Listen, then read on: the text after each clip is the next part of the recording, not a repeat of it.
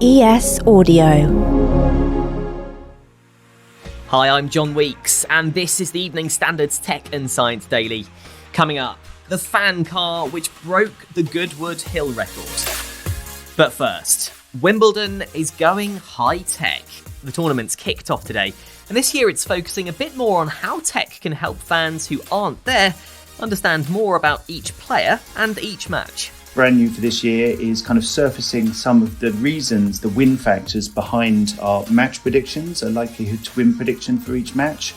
And, that's kind of explainable AI. It's lifting the covers a bit on why we think certain players are more likely to win a match. Kevin Farrer is the sports partnership lead for IBM UK, who are working with the All England Tennis Club on the fan experience this year. He said AI plays a big part in what they want to share with fans. You'll be familiar with the Hawkeye, player tracking, ball tracking. That all gives data that we can combine with the stroke-by-stroke stats. And then using AI, that's how we create these kind of insightful and engaging insights that we can then share across broadcast through the TV graphics and then across the world through the digital platforms. And Kevin told us they share the data they collect using AI with players and coaches as well as fans. We provide data and insights to the players, to the coaches. We've got a team who are matching up the stats that we're collecting with the video of the games to make the video searchable. So you can go in and say, bring a menu up of all of the aces for a particular match, click on one and it will take you to that point in the match. A British-made electric hypercar that uses fans to create immense downforce has broken the Goodwood Hill record with a time of just over 39 seconds. That clip from the Goodwood Festival of Speed's YouTube channel is the sound of the McMurty Spéirling car whizzing around the course, beating the record set in 1999.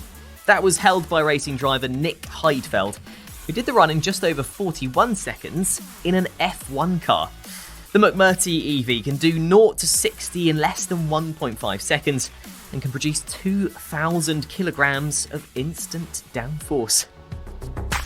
Ofcom says 2/3 of people aged 13 to 17 see harmful content online. The regulator's study found just 16% report the content they see, though.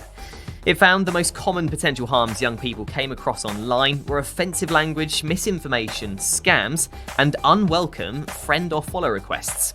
Ofcom said the main reason young people didn't report is that they didn't see the need to do anything, while 1 in 5 don't think it will make a difference. NASA has made history, blasting off the first rocket from Australia. It's the space agency's first rocket launch from a commercial spaceport outside the US, and it said it will enable astrophysics studies that can only be undertaken in the southern hemisphere. The rocket is the first of 3 to blast off from the newly constructed Arnhem Space Centre on the edge of Australia's Northern Territory. Scientists hope it will help them study the impact of a star's light on the habitability of nearby planets. It's thought plans by the likes of Elon Musk, Richard Branson and Jeff Bezos to blast people into space could do more damage to the ozone layer. Experts from the University of Cambridge and the Massachusetts Institute of Technology found the soot given off by spacecraft was damaging the layer of protective ozone around the planet. They found the warming due to soot more than doubled after just 3 years of additional emissions from space tourism. Scientists found the current damage is small, but they've called for regulation on trips to space to protect the ozone from future problems. Let's go to the ads now. Stay there to find out the extreme lengths a gamer is going to bring back a classic PS2 game. Why not hit follow in the meantime? Welcome back.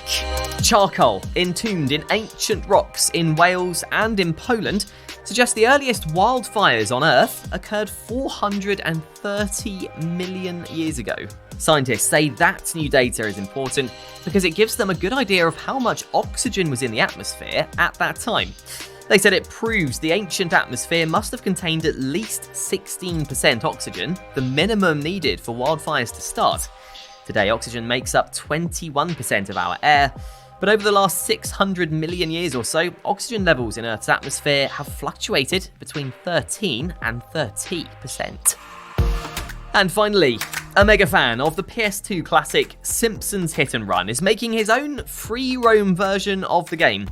Ruben Rubes Ward has been sharing the painstaking process of rebuilding Springfield through his YouTube channel. The gamer previously remade the game in Unreal Engine 5 in just 1 week, but now Ruben's making an interconnected version of the entire thing. Ruben plans to completely revamp the 2003 game and include an open-world online multiplayer with better vehicle physics and improved graphics.